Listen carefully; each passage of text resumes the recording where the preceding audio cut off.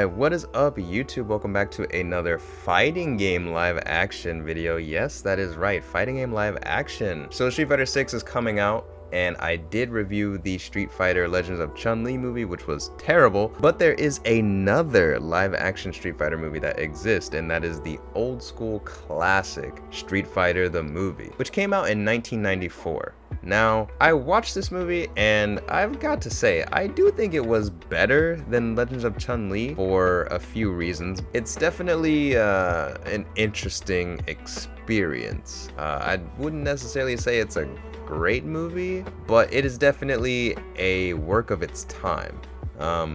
So anyway, yeah, let's kind of just get into it. First thing I will say is that this movie is very fast paced, and I think that is probably its best quality, is that the movie moves at a very fast pace. Things happen like bam, bam, bam, bam, bam. And because of that reason, the movie never gets too boring. Like, the movie never stays still enough to where you're like, oh, this is so boring, which is an issue that I had with Legends of Chun-Li, is that it was so boring most of the time. Like, nothing would happen, and like it just felt so like un-Street Fighter-esque, to where I'm just like, what am I even watching? And I'm just like waiting for something to happen, like waiting for a fight to happen, and the fight ends up being trash, you know, whatever, and it's like, oh my god, now I just gotta wait and wait and wait and wait and wait. This movie is the complete opposite. Which is kind of crazy. Like, this movie is like the complete opposite of Legends of Chun-Li. It tries super hard to be like the classic Street Fighter. Everything's always happening on screen, like there's always something happening. And as for the fights, I wouldn't necessarily say they're better, but they at least try harder to make the moves feel more like, you know, they're from the games and stuff like that, which is more than I can say for what they did in Legends of Chun-Li. The movie does move very, very fast. And as far as the story goes, I feel like, honestly, when you watch the movie, it kind of feels like the filmmakers are making this like Street Fighter cinematic universe within the movie itself. It's like they're making the Avengers or like the Marvel like cinematic universe of Street Fighter, but they're making it in like one movie, right? Like, they're showing how Blanca became Blanca, they're showing how Dalsum became Dalsum, like they're showing, you know, Bison, they're showing Guile, they're showing like every single character, they're showing Ryu, Sagat, like just every single character that was out at that time, like the Street Fighter 2 era. Even T-Hawk, like T-Hawk is in there, Honda's in there, like Balrog's, like they have everyone there, right? Everyone that was in Street Fighter 2's like existence, the entire roster, they tried to make the entire roster fit into this story and get them all to like play a certain role and come together and be there and everything. So it feels like, yeah, this movie is really like a build up for, like, you know, just the Street Fighter universe, basically. Needless to say, I guess that is why the movie moves so fast, is that there's a lot that they want to tell. What I will say about the story is that the Street Fighter lore at this time was not very established. So a lot of the things that happen in this movie don't exactly line up with how the Street Fighter lore is established as of now. Like, in the movie, you know, there's Charlie, who is supposed to be like Guile's friend, and you know, that's Charlie Nash, that's the Nash we all know and love. But in this movie, Charlie is actually also Blanca, instead of it being Jimmy. And you know, so there's just a lot of things that aren't necessarily I guess correct in the Street Fighter history and legacy today. But again, I think that is mainly because, you know, the time this movie was made, the Street Fighter lore wasn't really established. And I feel like when Street Fighter 2 came out, like, I don't know if Capcom really planned on it being that popular, like the most popular game ever at that time. When they were like, oh, we need to make a movie, they're kind of just like, all right, you know, like, I don't know if they really thought the stories of all these characters out that long or that far ahead into the future. So when this movie was made, I don't think they really had a plan going in with all those characters, and you know, they told the filmmakers that plan. You know, I feel like the filmmakers had to just kind of work with what they had, and I think they did a fairly decent job. I mean, the movie's definitely entertaining, and that's more than I could say for Legends of Chun-Li. Does the story of all these characters make a whole lot of sense? Does the story of all these characters connect to each other? And like I said, it doesn't match up with the stories of these characters that we all know and love, like now, like how it's all been established, like as of now, like that doesn't match up, right? You know, how DJ is in this movie versus how he is in the actual, like, the games and stuff, like, it's not the same, right? Like, some of the characters are definitely changed. And again, I don't think that that's necessarily the filmmaker's fault. guess I think it's just the lore of Street Fighter wasn't really established all that well at this time. With that being said, there are some pretty great moments in this movie, I will say. And I do think that out of all the characters in this movie, Zangief looks very, very, very much like Zangief. Like, I mean, some characters are kind of like, wait, what? Like, that's him? Like, T-Hawk, for example, doesn't really look that much like T-Hawk. Honda, I mean, Honda in this movie is like Hawaiian. Like, I guess they were going for Hawaiian or like Samoan kind of sumo instead of like traditional Japanese sumo.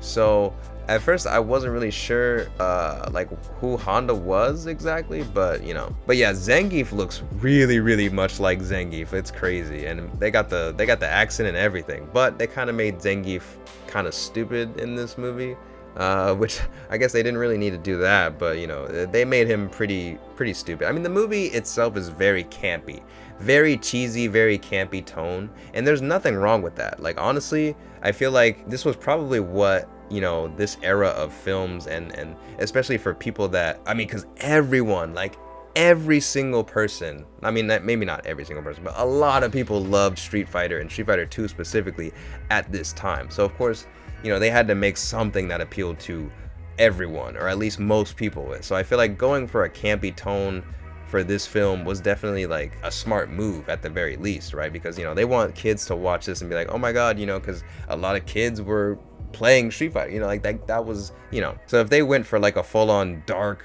or like even a teen like edgy kind of tone, it definitely, I don't think, would have worked as well. So again, the campiness and the cheesiness, like, I welcome it with this film, because it makes sense, right? And for the most part, it's kind of funny, it's kind of entertaining. It never gets too cheesy, I feel like, which is surprising. Like, I feel like I kind of enjoyed this movie a lot more than Legend of Chun-Li, like, surprisingly. Like, I wouldn't say it's like a god tier movie or anything like that, and I wouldn't even say it's the best fighting game live action. Like, I wouldn't say it's anywhere near Tekken, or even DOA for that matter, but I would still say, like, just as a watching experience, like, it was pretty enjoyable, you know? Like, I would say it's enjoyable. But yeah, this movie, because it's, you know, a bit older and everything, it's not as good as DOA, to me anyway. But yeah, there's still a lot of great moments.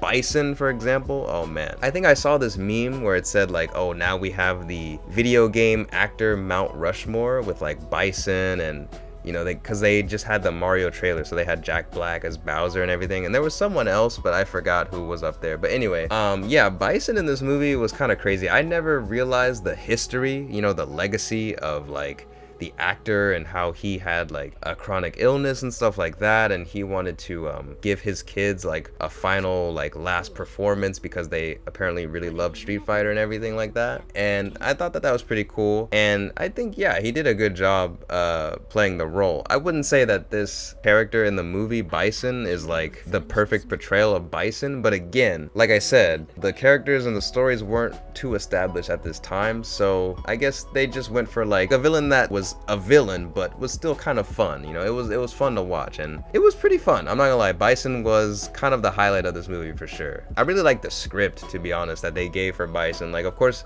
there's that one meme where it's like, it was just a Tuesday. Like, bro, that shit was kind of hard, I'm not gonna lie, bro. Like, Legend of Chun-Li writers wish they could get on that level of writing, bro. No cap. They wish they could spit those bars, but no. They had to take it all the way back to 1994, where they could still write better lines for video game characters in Street Fighter than Legend of Chun-Li. That's crazy. But anyway, but yeah, one of the issues of this movie, I think, that doesn't really hold up too well is the costuming. Like, the costuming is kind of a yikes. Like, Blanca, like, oh my god.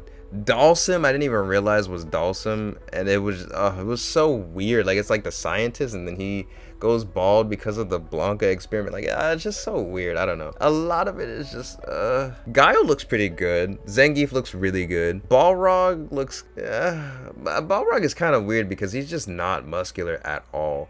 Again, Honda, they changed, you know, him from being Japanese to Hawaiian, and Chun-Li, I guess, looks pretty good.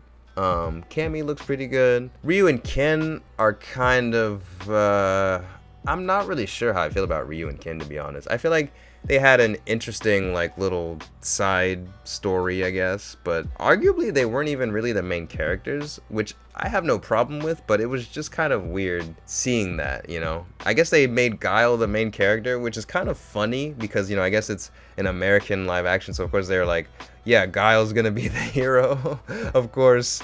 And, you know, it's crazy because, I mean, during this time, right, like, America and like what was happening with America and other countries, like it's just kind of interesting to see how, you know, they made this movie and you know, all these different Street Fighter characters like are based on a lot of like different parts of the world and like representations of fighters from those different parts of the world. So it's interesting to see how, you know, maybe they made Zangief, you know, the Russian fighter. Maybe they made him stupid on purpose. Like, I don't know, but I'm just saying, like that, you know. But yeah, it's interesting though, how like Guile is the hero, and honestly, Guile's arc is kind of funny and kind of cool. I do like it. One thing I also noticed about this movie is that I feel like in this movie and Street Fighter 2, the animated movie, they always hint at Guile and Chun-Li having this romance, right? And I feel like, I don't know, I never really got the sense that Guile and Chun-Li had a romance in the actual games.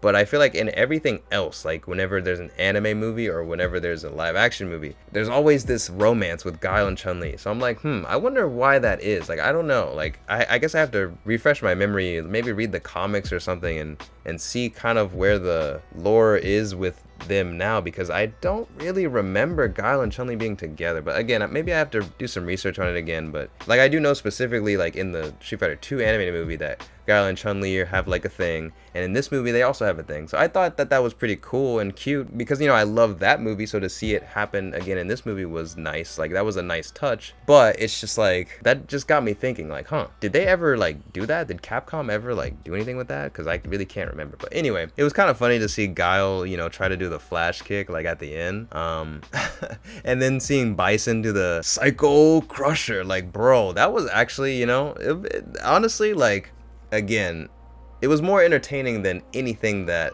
Legend of Chun-Li like did, to be honest. But oh, I forgot, also Vega. Oh, Vega was pretty good, I would say. It wasn't like Vega to the T, because I mean, he didn't have like the blonde hair, but definitely took on more of a Hispanic, like full-on like Vega, you know? Because, you know, in Vega, like, he is always like obsessing over his face and his beauty and all that, right?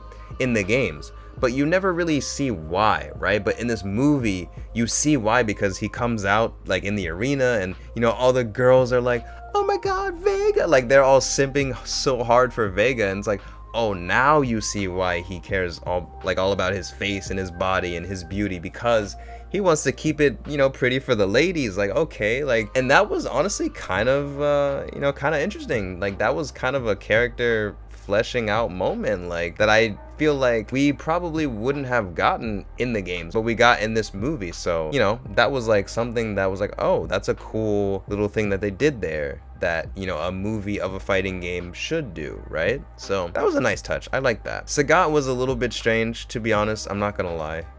His role in the movie is also kind of weird too, but yeah, I don't know. It was interesting. Like I said, it was really campy, and at the end, you know, they all come together and they're all like, oh god, Guile. Like, it was nice. It was nice. You know, it was a nice movie. I'm not gonna lie.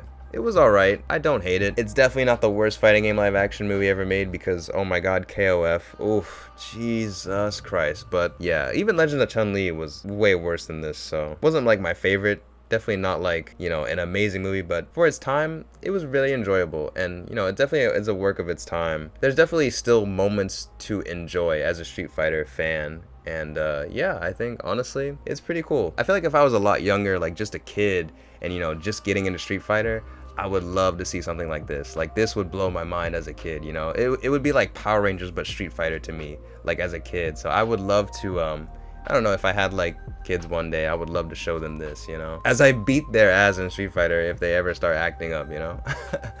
But anyways, yeah, that's pretty much all for this one, guys. What did you guys think if you've seen the classic 1994 Street Fighter movie? Did you love it? Did you hate it? Did you watch it as a kid, or did you watch it more recently?